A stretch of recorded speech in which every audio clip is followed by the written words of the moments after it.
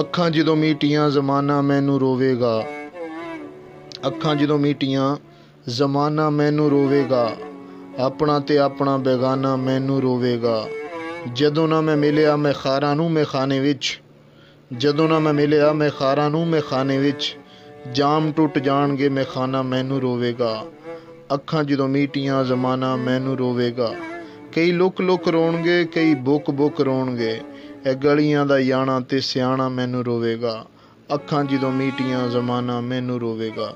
ਯਕੀਨਨ ਡਾਕਟਰ ਕਦੀਰ ਸਾਹਿਬ ਨੂੰ ਹਰ ਬੰਦਾ, ਹਰ ਅੱਖ ਅਸ਼ਕਬਾਰ ਹੈ, ਹਰ ਸ਼ਖਸ ਰੋ ਰਿਹਾ ਹੈ, ਹਰ ਬੰਦਾ ਇਹਨਾਂ ਨੂੰ ਯਾਦ ਕਰ ਰਿਹਾ ਹੈ, ਕਿਉਂਕਿ ਸਾਡੀ ਕੌਮ ਦੇ ਉੱਤੇ ਇਹਨਾਂ ਦਾ ਬਹੁਤ ਵੱਡਾ ਅਹਿਸਾਨ ਹੈ। ਇਹਨਾਂ ਦੀ ਵਜ੍ਹਾ ਦੇ ਨਾਲ ਅੱਜ ਸਾਡੀ ਆਜ਼ਾਦੀ ਸਲਾਮਤ ਹੈ। ਇਹਨਾਂ ਦੀ ਵਜ੍ਹਾ ਦੇ ਨਾਲ ਅੱਜ ਸਾਡਾ ਮੁਲਕ ਜਿਹੜਾ ਹੈ ਉਹ, ਸਾਡੇ ਮੁਲਕ ਦੇ ਲੋਕ ਆਸਾਨੀ ਦੇ ਨਾਲ ਆਪਣੇ ਮੁਲਕ 'ਚ ਰਹਿ ਰਹੇ ਨੇ। ਇਹਨਾਂ ਨੂੰ ਕਿਸੇ ਦੁਸ਼ਮਣ ਦਾ ਡਰ ਨਹੀਂ ਹੈ। ਅੱਲਾਹ ਤਾਲਾ ਇਹਨਾਂ ਦੀ ਕਬਰ ਨੂੰ ਜੰਨਤ ਦੇ ਬਗੀਚਿਆਂ 'ਚੋਂ ਬਗੀਚਾ ਬਣਾਏ।